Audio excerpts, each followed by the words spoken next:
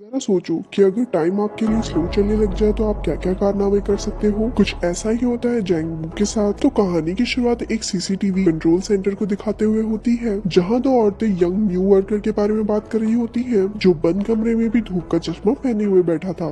तभी अचानक सबको एक कैमरे में दो चोर भागते हुए दिखाई देते हैं, जिसके बाद कर्मचारी अपने बॉस को इसके बारे में खबर देते हैं और वो तुरंत पुलिस को बुला लेता है। ऑफिस में हर कोई सीसीटीवी कैमरे में उन चोरों को ट्रैक करता है, पर वो चोर जल्द ही सबकी नजरों से गायब हो जाते हैं। जब चोरों का कोई सुराग नहीं मिलता और सब निराश हो जाते हैं, तो चश्मे वाला वो नया कर्मचारी उन्हें एक क्लिप दिखाता है, जिसमें पता चलता है कि दोनों चोर एक गली में छुपे हुए थे। उसकी मदद से पुलिस जल्द ही उन्हें पकड़ लेती है। उस एम्प्लॉय का नाम यो जैंग वू था। उसकी आंखों की प्रॉब्लम ऐसी थी कि वो हर चीज को स्लो मोशन में देखता था। आंखों की इसी खराबी की वजह से उसने चोरों के तेज भागने के बावजूद भी उन्हें छुपते हुए देख लिया था। यहाँ से स्विफ्ट होकर पास में चला जाता है और हम देखते हैं कि जैंग बू क्लास 5 का स्टूडेंट है। वो अपनी बचपन के दोस्त बोंग सू मी के साथ एक दौड़ में हिस्सा लेता है। यही वो समय था जब जैन को स्लो मोशन में देखना शुरू हुआ था। जब उसके पेरेंट्स को ये बात पता चलती है तो वो उसे डॉक्टर सियोक के पास लेकर जाते हैं, जो वो उसकी आंखों को चेक करके बताता है कि उसकी आंखों को एक रेयर बीमारी हुई है, जिसका नाम डायनेमिक विजुअल इक्विटी है, जिनकी वजह से वो चलते हुए चीजों की हर एक डिटेल इतनी बारीकी से देख सकता है जैसे वो दुनिया को स्लो मोशन में देख रहा हो। ये साबित करने के लिए डॉक्टर जैंग बू की तरफ एक बेसबॉल को हाई स्पीड में फेंकता है, जिसे वो आसानी से कैच कर लेता है। फिर डॉक्टर उसकी आंखों को आराम पहुंचाने के लिए उसे हर वक्त धूप का चश्मा पहनने को कहता है। जैंग बू की डिसऑर्डर का पता चलने के बाद उसके फादर पैसा कमाने के लिए विदेश चले जाते हैं, ताकि वो अपने बेटे का सही से इलाज करवा सके। जैंग बू अपने घर में अपनी माँ और छोटी बहन के साथ रहने लगता है। वो कहता है कि ये बीमारी उसके लिए एक आशीर्वाद और एक श्राप दोनों है। जहाँ उसे लड़कियों की स्कर्ट स्लो मोशन में उड़ती हुई देखकर मजा आता है, वहीं स्कूल में धूप का चश्मा लगाने की वजह से उसे तंग भी किया जाता है। सुमी उसकी इकलौती फ्रेंड थी, जिससे अब वो प्यार करने लगा था। और जैसे जैसे समय बीतता जाता है, चैन की दोस्त होने के कारण लोग उसे भी तंग करने लगते हैं और मजबूरन सू को चैन का साथ छोड़ना पड़ता है। उसके बाद चैन का कोई और दोस्त नहीं बनता, इसीलिए चैन चाहता है कि उसकी आंखें पूरी तरह खराब हो जाए। इसीलिए वो हर वक्त टीवी देखता रहता है, लेकिन उसकी आंखें खराब नहीं होती, पर उसे सुपर हीरो वाले नाटक देखने की लत लग जाती है। वो सभी एक्टर्स को बारीकी से ऑब्जर्व करता है और उनके सारे दावपेच सीख लेता है, पर प्रैक्टिस करने के लिए कभी बाहर नहीं जाता। उसके फादर पैसे बचाने के लिए छुट्टियों में भी नहीं आते। इसी तरह साल दर साल बीतने लगते हैं, पर एक दिन अचानक काम करते हुए उसके फादर की एक्सीडेंट में मौत हो जाती है और सब कुछ बर्बाद हो जाता है। उनकी मौत के बाद जंगू की लाइफ में कोई दूसरा मर्द नहीं बचा था। तब उसे डॉक्टर स्वीप की याद आती है, तो वो उनसे मिलने के लिए जाता है। वो उसे अपने घर से बाहर निकलने